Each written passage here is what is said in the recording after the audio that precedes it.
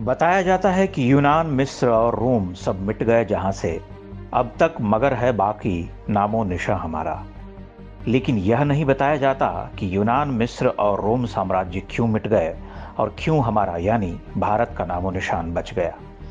वो कौन थे जिन्होंने भारतीय सभ्यता को सबसे बड़े आक्रमणों से बचा लिया था। वो कौन लोग थे जिनके कारण हमारी पहचान बची हुई है और हमारी सभ्यता आज भी जीवित है। जो लोग इतिहास के छात्र हैं वो तो जानते होंगे, लेकिन देश के बाकी लोगों के लिए स्कंदगुप्त, चंद्रगुप्त जैसे नाम एलियन हैं, मानो किसी दूसरे ग्रह के लोग हों। हम नहीं जानते कि 5वीं शताब्दी के सम्राट स्कंदगुप्त विक्रमादित्य वो राजा थे जिन्होंने उस दौर में भारत को बचा लिया था जब यूनान, मिस्र और रोम की सभ्यताएं धूल में मिलाई जा रही थीं। यह इस्लाम के जन्म और ईसाइयत के फैलने से पहले की बात है। तब चीन के पास एक बर्बर जाति बसा करती थी, हून यूं, और भारत में हूण कहा जाता था। ये कबीलाई लोग हुआ करते थे जिनका काम सिर्फ लूट मार होता था, हिंसक इतने कि जंगली जानवर भी उनके आगे कुछ नहीं थे। आज हम जो ग्रेट वॉल ऑफ चाइना देखते हैं वो इन्हीं हूणों के हमलों से बचाव के लिए बनानी पड़ी थी। उस काल में हूणों का आतंक ऐसा था कि वो जिस तरफ भी चल पड़ते थे वहां सर्वनाश तय माना जाता था। सिकंदर की मौत के मात्र 150 वर्ष बाद ही यूनान की सभ्यता का विनाश हो गया। इसके पीछे भी बड़ा कारण हूणों का हमला था। हूणों के हमले भारत पर भी शुरू हो चुके थे। तक्षशिला विश्वविद्यालय पर पहला हमला हूणों ने ही किया था। इसके बाद वो गंगा और यमुना के मैदान यानी आज के पूर्वी उत्तर प्रदेश की तरफ बढ़ चुके थे।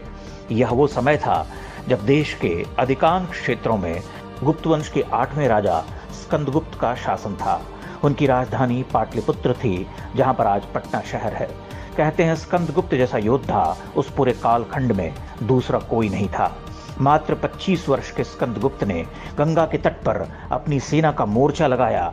इस युद्ध में हूण आक्रमणकारियों को बुरी तरह से हार का मुंह देखना पड़ा। जहां पर यह युद्ध हुआ था वो वाराणसी, गाजीपुर और बलिया का गंगा किनारे बसा क्षेत्र है।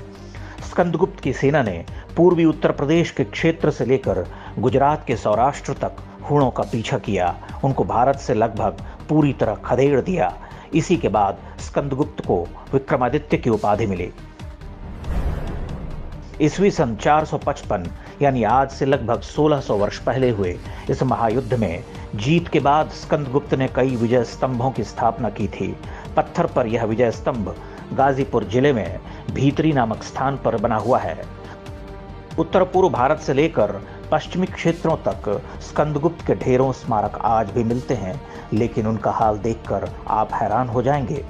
स्वतंत्रता के बाद से मुगलों के मकबरों को पोंछने चमकाने वाली हमारी सरकारों ने स्कंदगुप्त के इतिहास को लगभग पूरी तरह से साफ कर दिया। कांग्रेसी वामपंथी इतिहासकारों ने स्कूली इतिहास की किताबों से स्कंदगुप्त के योगदान को या तो पूरी तरह से हटा दिया या एकाध पैराग्राफ में समेट कर रख दिया। स्कंदगुप्त वो इकलौते सम्राट थे जिन्होंने पूरे विश्व को हूणों के आतंक से मुक्ति दिलाई थी, लेकिन आज हमारे देश की ही नई पीढ़ी इस महान योद्धा को भूल चुकी है। हाल ही में आई फिल्म बाहुबली की कहानी वास्तव में राजा स्कंदगुप्त से ही प्रेरित थी।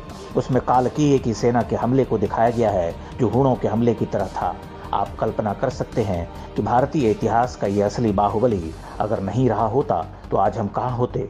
न भारत होता, न ये धर्म होता, न हमारी संस्कृति और सभ्यता बची होती।